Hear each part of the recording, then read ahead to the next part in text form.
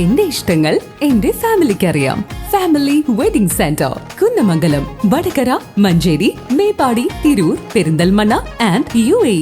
പാലക്കാട് ജില്ലാ ലൈബ്രറി കൗൺസിലിന്റെ ചരിത്രയാനം സാംസ്കാരിക ജാഥയ്ക്ക് ഓങ്ങല്ലൂരിൽ സ്വീകരണം നൽകി. കുഞ്ചൻ നമ്പ്യാർ സ്മാരക സമിതി ചെയർമാൻ K. ജയദേവൻ മുഖ്യപ്രഭാഷണം നടത്തി. പട്ടാമ്പി താലൂക്ക് ലൈബ്രറി കൗൺസിലിന്റെ നേതൃത്വത്തിലാണ് പാലക്കാട് ജില്ലാ ലൈബ്രറി കൗൺസിൽ നടത്തുന്ന ചരിത്രായനം സാംസ്കാരിക ജാഥയ്ക്ക് ഓങ്ങല്ലൂരിൽ സ്വീകരണം നൽകിയത്. പട്ടാമ്പി താലൂക്കിലെ ആനക്കര സെന്ററിൽ വെള്ളിയാഴ്ച രാവിലെ 10 മണിക്ക് പുരോഗമന കലാ സാഹിത്യ സംഘം സംസ്ഥാന സെക്രട്ടറി പ്രൊഫസർ MM നാരായണൻ സാംസ്കാരിക ജാഥയുടെ ഉദ്ഘാടനം നിർവഹിച്ചു. ആനക്കരയിൽ നടന്ന ചടങ്ങിൽ സംസ്ഥാന ലൈബ്രറി കൗൺസിൽ എക്സിക്യൂട്ടീവ് അംഗം VK ജയപ്രകാശ് മുഖ്യപ്രഭാഷണം നടത്തി. ഓങ്ങല്ലൂർ സർവീസ് സഹകരണ ബാങ്ക് ഹാളിൽ നടന്ന സ്വീകരണ യോഗത്തിൽ K. ജയദേവൻ മുഖ്യപ്രഭാഷണം നടത്തി.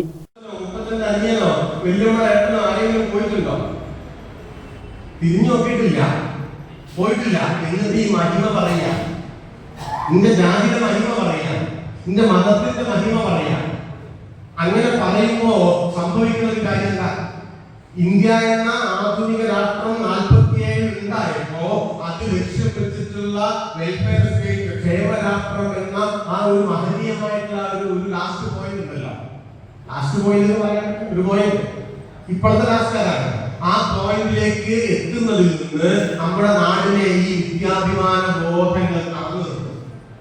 ഇങ്ങനെ വിഘടിച്ചാണ് പ്രശ്നമാണ്.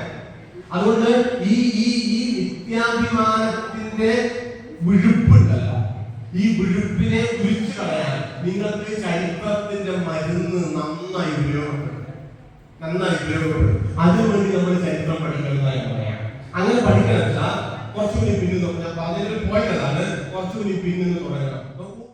Taluk library council president MV Mohanan അധ്യക്ഷനായിരുന്നു.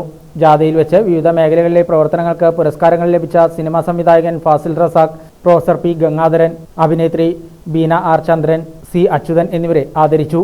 ജാഥ ക്യാപ്റ്റൻ TK നാരായണദാസ്, ജാഥ അംഗങ്ങളായ PN Mohanan, VK Jayaprakash, E. Ramachandran, taluk executive അംഗങ്ങളായ P. സുധ, സത്യനാഥൻ, VP സുധീർ തുടങ്ങിയവരും പങ്കെടുത്ത് സംസാരിച്ചു. സ്വീകരണത്തോടനുബന്ധിച്ച് കവിതകളുടെ നൃത്താവിഷ്കാരം, കവിതാലാപനം, ഒറ്റപ്പാലം ജനസംഗീത ഗായക സംഘത്തിന്റെ ഗാനാലാപനം തുടങ്ങിയ കലാപരിപാടികളും അരങ്ങേറി.